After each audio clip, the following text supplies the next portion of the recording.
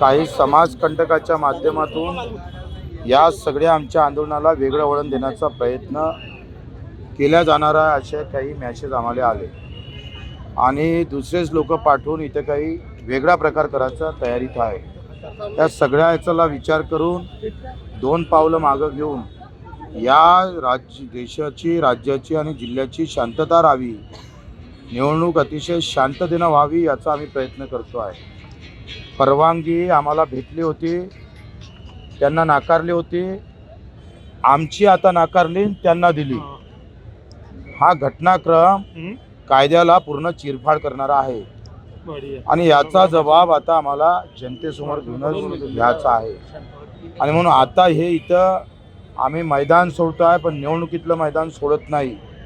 उद्या प्रचंड संख्येनं आमचे कार्यकर्ते, आमचा शेतकरी, शेतमजूर याचं उत्तर देण्यासाठी गाव खेड्यातून मिळेल त्या वाहनं येणार आहे. सगळ्या कार्यकर्त्यांनी सांगितलं का बच्चू भाऊ पहिले रॅली सक्सेस करा आणि रॅली सक्सेस झाली का मग आपण उत्तर देऊ. आणि उद्या आमची रॅली झाल्यानंतर मग आम्ही समोर जाऊ व्यवस्थित, तेव्हा आम्ही निर्णय घेऊन या आंदोलनाचा शेवट कसा करायचा तो आम्ही 1 ते 2 वाजता आम्ही नेहरू मैदानावर जाहीर करू.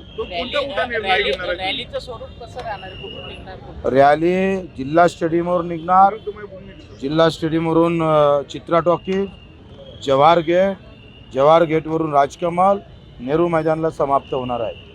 अशी एकंदरीत बाबासाहेब आंबेडकरच्या पुतळ्यापासून समोर जाऊन अशी तिथं येणार आहे आणि प्रचंड संख्येनं हजर राहण्याचं आपल्या माध्यमातून आवाहन करतो आहे. नेहरू मैदानावर तुम्ही निर्णय घेणार आहे म्हटलं, काय निर्णय होऊ शकतो? उद्या सगळ्या कार्यकर्त्याला विचारून सगळ्या जनतेनं जे म्हणेल, कारण 25 नंतर 26 तारीख आहे मतदानाची, यांचं जे प्लॅनिंग आहे हे अतिशय वेगळं आहे.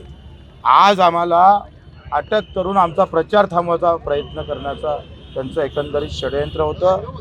7 तास आमचा प्रचार या पोलीस आयुक्तानं थांबवलेला आहे, पोलीस प्रशासनानं थांबवला आहे, आचारसंहितेचा भंग त्यांनी केलेला आहे. त्यांचं प्लॅनिंगप्रमाणे आज आमच्या हातून काही विपरीत घटना करावी आणि आम्हाला अटक करून उद्याची रॅली फेल करावी असं त्यांचं एकंदरीत प्लॅनिंग होतं. ते प्लॅनिंग आमचं त्यांचं हाणून पाडायचं आहे. उद्या शांततेनं आम्हाला रॅली काढून मग आम्ही निर्णय घेऊ.